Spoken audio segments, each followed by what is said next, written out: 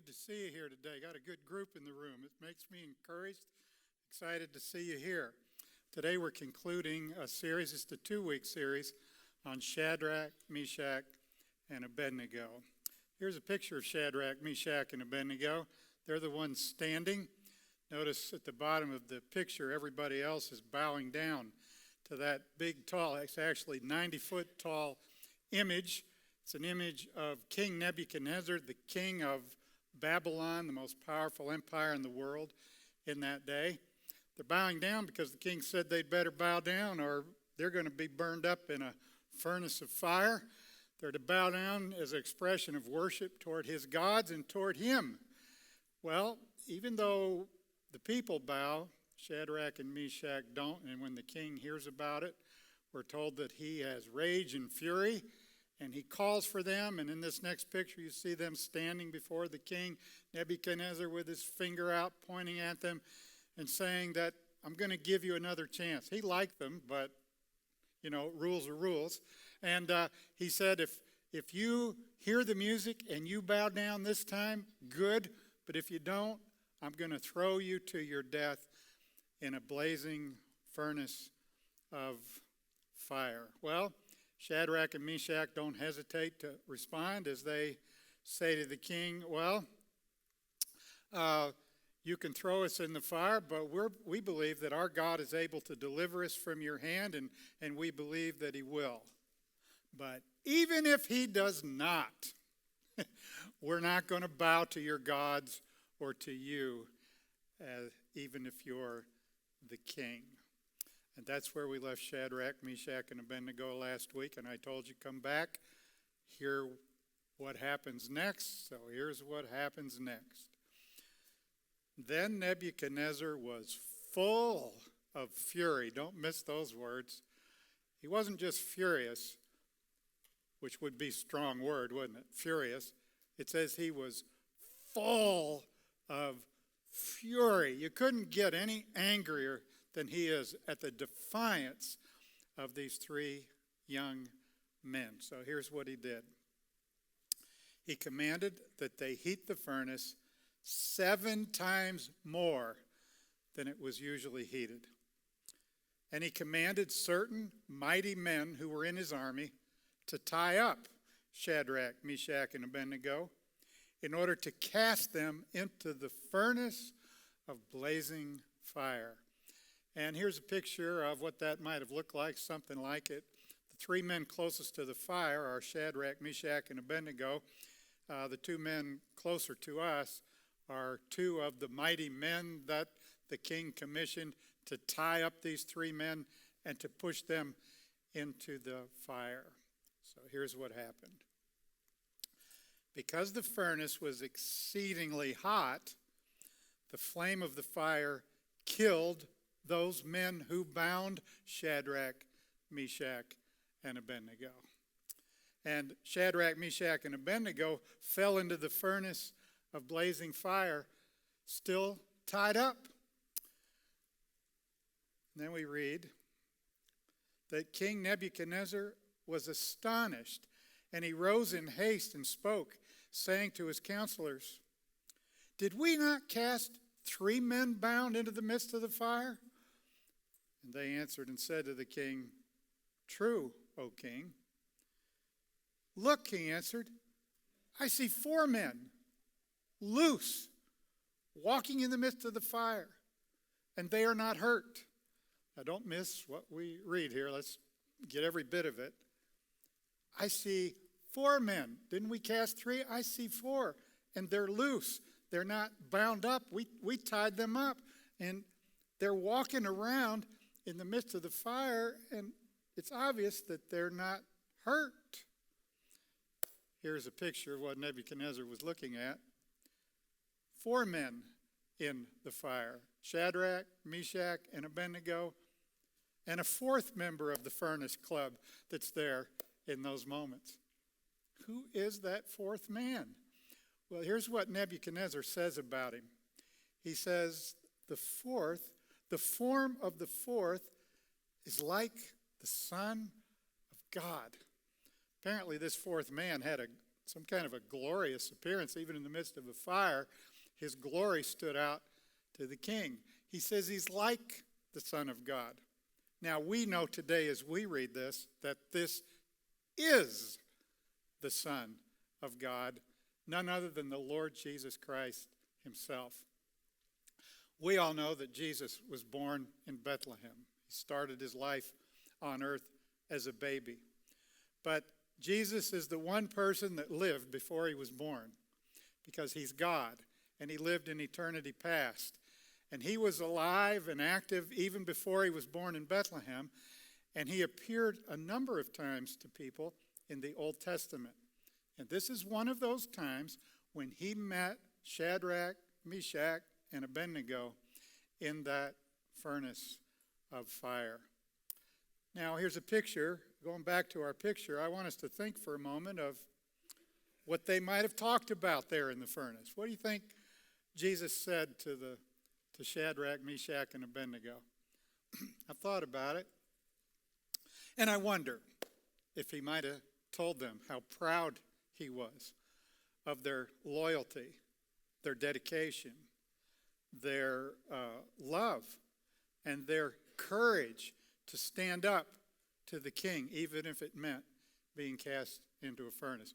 I wonder if Jesus told them that their names, Shadrach, Meshach, and Abednego, would be spoken of and talked about and thought about 2,500 years later on the other side of the world in a different language and a different culture, which we are doing right here this morning.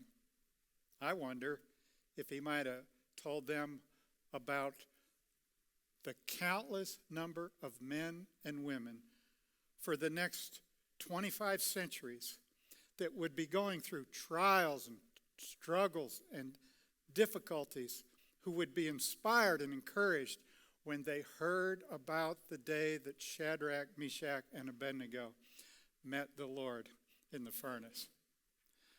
I wonder what Jesus said to them, but I wonder what they said to Jesus. I wonder if they said, and I can't imagine that they didn't say, thank you, Lord, for meeting us here in the furnace. We really appreciate it, because we'd be ashes by now if you hadn't come here to protect us and save us from the destruction of this fire. And I wonder if they said to him, by the way, thank you for saving us forever. We've already believed in you for everlasting life. Thank you for giving us that life. And Lord, by the way, we just want to worship you and praise you as God, the Son of God.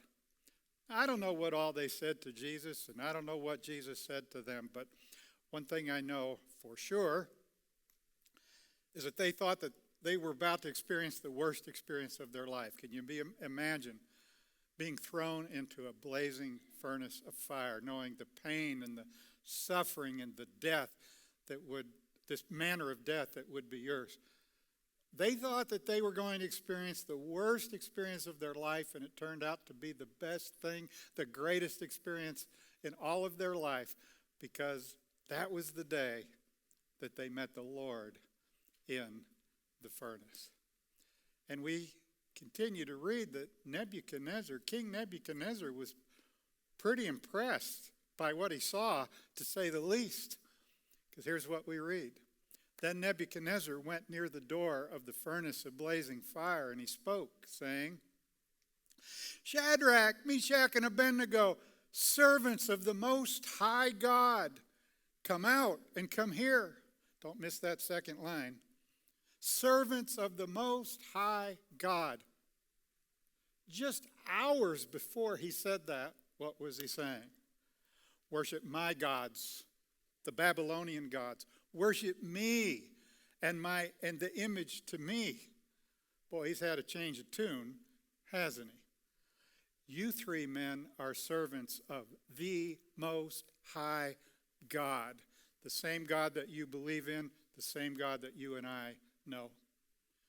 Nebuchadnezzar recognizes the one true God as the Most High God because of what he saw that day in the fire. And then we read that Shadrach, Meshach, and Abednego came out from the midst of the fire. And the princes, administrators, governors, and the king's counselors gathered together. And they saw these men, on whose bodies the fire had no power. The hair of their head was not singed, nor were their garments affected, and the smell of fire was not on them. Now let's not miss the details here. All these great dignitaries gathered around these three men, including Nebuchadnezzar, and they saw, well, look at them. They haven't been burned. The fire had no power over their bodies. Even the hair in their head isn't even singed, and their clothes are still intact. It's not like, their clothes got burned up and all they had was T-shirts that said King Nebuchadnezzar threw me in the fire and all that was left was this crummy T-shirt. They didn't have T-shirts like that. They had all their clothes. They were totally intact, and you couldn't even smell the fire. You couldn't even smell smoke on their clothes. Pretty impressive. In fact, here's a picture of Shadrach, Meshach, and Abednego surrounded by all these dignitaries, and I especially want to point out the man all the way over there to your right, Nebuchadnezzar. Because Nebuchadnezzar, obviously in the picture, he has something to say. He wants to make a pronouncement about what has occurred and what he's going to do in response to what he has seen. So here's what we read. Then Nebuchadnezzar spoke, saying,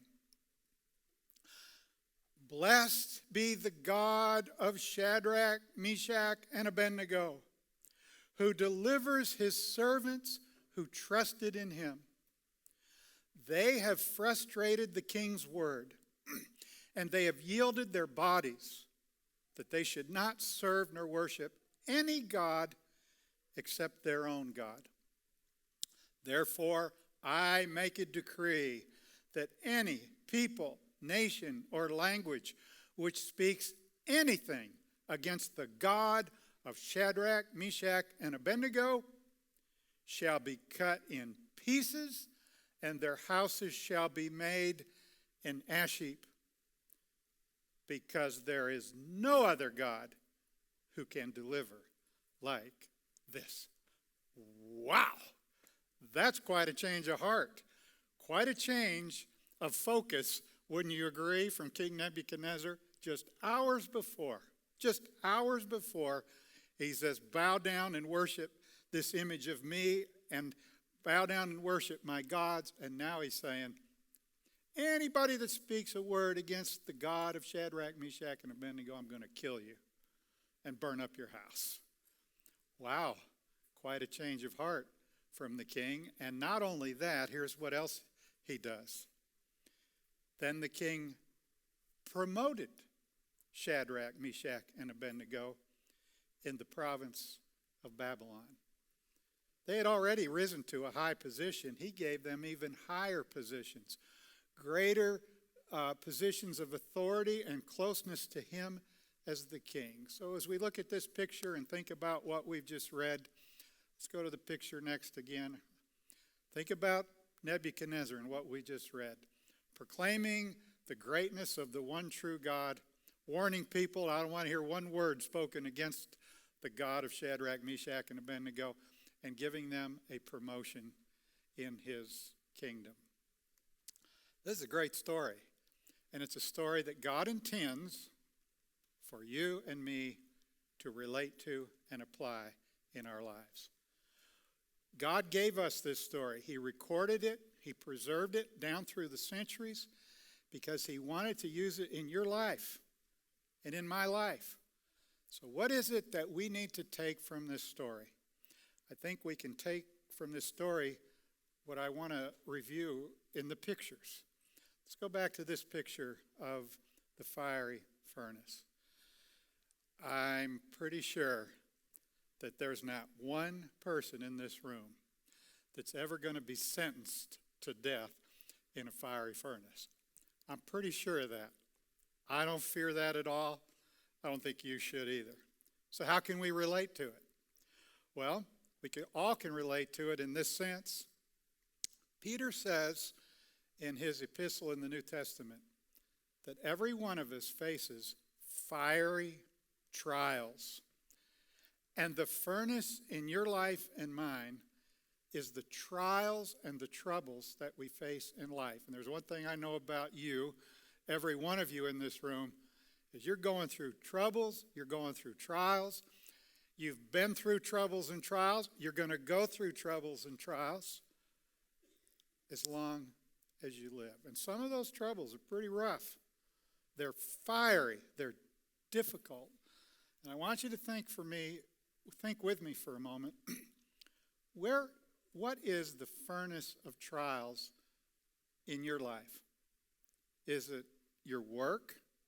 Is that your place of fiery trials? Is it your home, like your marriage, your issues with your children, or if you're a child, issues with your parents?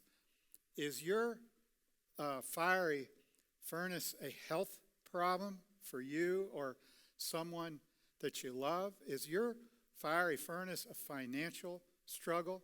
I mean, these are just some of the furnaces of trials that you might be in or have been or might be in someday. And maybe in the midst of your trials, you've called out to God and you've said, God, could you get me out of this furnace? Could you fix these problems? Could you fix these struggles? Or Lord, could you at least turn down the heat so it's not quite so intense? And maybe you've prayed and maybe you've called out to God, and God doesn't take away your trials. He doesn't get you out of the furnace. And you wonder why. Why doesn't God do something here to solve or take care of these problems? Where in the Bible, where do you find in the Bible where Jesus said, follow me and I'll fix your problems? Where does he say, follow me and I'll make everything wonderful in your family? Follow me and I'll smooth your problems at work. Follow me and I'll give you a perfect church. Follow me and I'll heal you of all your physical problems. Where do you read that? I'll tell you where you find it. Nowhere. In fact, I'll tell you what you do find, and I'm paraphrasing. Jesus said, I'm paraphrasing, follow me and you'll have trouble all the time. That's what he said. Now, to be more specific, he says, in this world you will have tribulation. And he's kept his promise. Because in this world we do have tribulation. We have furnaces. We have fiery trials. We have places of struggle and difficulty. And when we're facing those trials, or when we're in the midst of them, we might think, this is the worst. This is so hard. This is the worst thing. I don't want this. I don't need this. I wish that God would solve it. But you know what? Jesus is not only saying, follow me and you'll have trouble all the time. He's saying to you and me what's pictured in the next picture. I'll meet you in your furnace. I'll meet you in your time of trial, in your time of trouble. I'll do for you what I did for Shadrach, Meshach, and Abednego.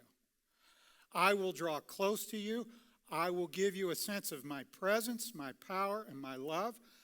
I can fill you with my love and my joy and my peace, no matter what the fiery trial is that you are facing. Jesus is there for you and me in the midst of our fiery trials. And he promises us what this next picture represents. He promises us promotion in his future kingdom. He promises us reward in his future kingdom. He promises us a place that is closer to him, where we have more shared experiences with him and greater privileges and responsibilities in a kingdom that will last forever, if we let him meet us in the furnace of our trials today. Here's the bottom line of the message today, and it's this. I'll meet you in the furnace. That's what Jesus is saying to you and to me this morning through the story of Shadrach, Meshach, and Abednego. Whatever your trial is, whatever your struggle is, whatever your difficulty is, Jesus is saying to you, I'll meet you in your furnace. Now, can you say that back to him? Lord, I'll meet you in the furnace. I believe you're here, but I'm reaching out to you to meet me in the furnace. Let's think about some of these furnaces that people experience, and maybe one or more of them can relate to you. Maybe your furnace is your work. Maybe your work is really difficult. You're around people that aren't so easy to get along with, and they just cause trouble, they cause difficulty, they cause tension. And maybe you've asked the Lord to get you out of that furnace, or at least turn down the heat. But the Lord is saying to you through this story today, well, no matter what, I'll meet you in the furnace. I may not fix your problems, but I'll meet you in them, and I'll be there for you. And I'll give you my peace and my strength to stand up in the workplace with love and forgiveness and kindness toward those that might not be so lovable and might not be so easy to show kindness toward. I'll do something great in your life at work if you'll just let me meet you in your furnace. Now, maybe your furnace is at home. Maybe your furnace is your marriage. Your marriage isn't going so well. It's really a struggle. It's difficult. It's hard. And maybe you've prayed about it and asked the Lord to fix this marriage problem, or this child issue that you're dealing with, or this parent issue that you have if you're a child living at home. Maybe the Lord just hasn't fixed all that for you. But one thing he's saying to you for sure through this story is, I'll meet you in your furnace. I'll meet you where you are in your marriage, in your dealings with your children, your dealings with your parents. I'm here for you. I'm here to help you, strengthen you, encourage you, to show love and kindness toward those that might be hard to love and hard to show kindness toward. But I'll give you my power and strength to be the person you need to be in your home. I'll meet you in your furnace, in your home. Now, maybe your furnace is a health problem. You're going through a health problem that's just weighed you down, or it could be a health problem with a loved one that you're very concerned about. And you've prayed and asked the Lord for healing, either for you or your loved one. And, he could heal. Maybe he will heal. But even if he does not, he's saying to you, I'll meet you in the furnace of that trial, that health problem. And my power can be perfected in your weakness or the weakness of your loved one. I just want to say that in our world situation right now, I think it's safe to say that every one of us in this room is in the furnace of a messed up world right now. There is so much tension in our world right now. Right here in Marshall, Texas, we experience and feel the tension of the furnace that our world is in right now. There is tension over the virus itself. People are afraid of either contracting it or someone they love contracting it, or the continued spread and what it could lead to. There's tension over the virus itself. There's tension over face masks. There's tension among race. There is racial tension right here in our country. There is tension because of the lawlessness that is existing in our nation right now that like we've never seen before. There's even tension over statues. There's tension over what's going to happen to the economy, which has already taken a huge beating And there's tension over what's going to happen in the future to our jobs and our income and the economy and the future of our nation. And this year, in the next 4 months, there is enormous tension over an election that's going to take place and what's going to happen as a result of the election. Now, we're in a furnace like nothing I've ever seen in my lifetime, and we're all feeling the heat. And we need to cry out to God, and we need to pray to God to deal with these issues in His sovereign hand. And He can, and He will, but He'll do it His way, maybe not mine or yours.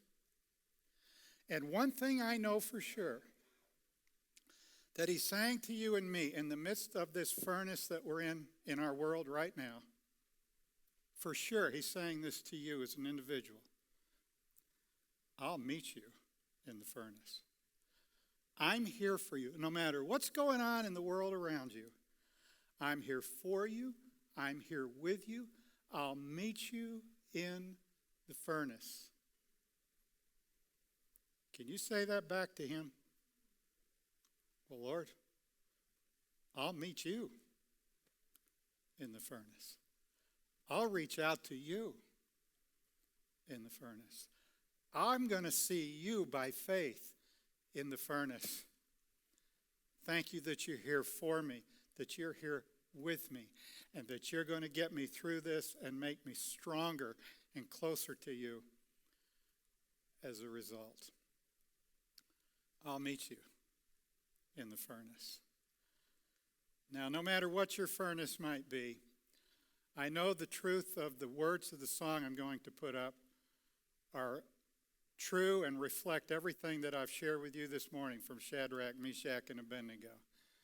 And here are the words. Never once did we ever walk alone. Never once did you leave us on our own. You're faithful, God. You are faithful. We're going to make this our closing prayer. As we sing this song together, please sing it in the spirit of Shadrach, Meshach, and Abednego. Please sing it in a way that expresses how you feel toward God and what's going on in your life right now. This will be our closing prayer. We're going to pray it together in a song. Please stand as we sing.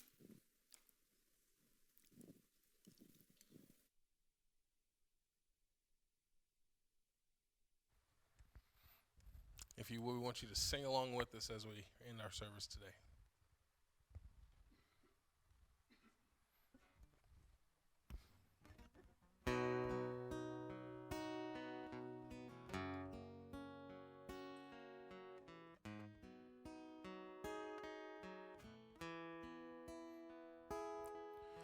Standing on this mountaintop, looking just how far we've come, knowing that for every step you were with us, kneeling on this battleground, seeing just how much you've done, knowing every victory is your power in us. Scars and struggles on the way, but with joy our hearts can say, yes, our hearts can say, never once did we ever walk alone. Never once did you leave us on our own. You are faithful, God, you are faithful. Kneeling on this battleground, seeing just how much you've done, knowing every victory is your power in us. Scars and struggles on the way, but with joy our hearts can say, yes, our hearts can say. Sing it out with us. Never once did we ever walk alone.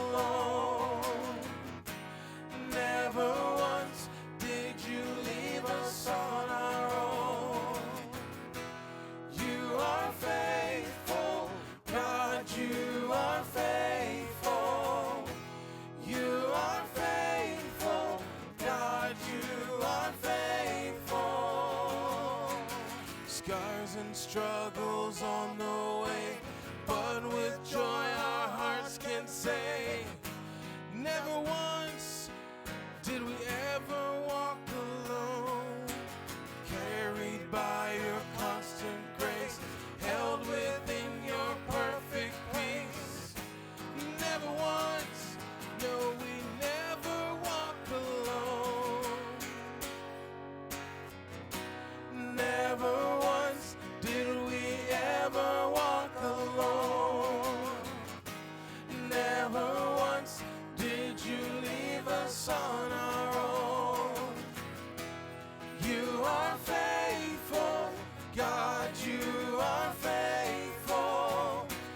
Every step we are breathing in your grace. Evermore we'll be breathing out your praise. You are faithful, God, you are faithful.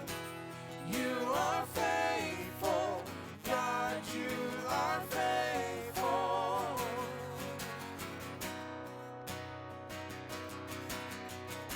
I want you guys to sing this with us as we wrap it up.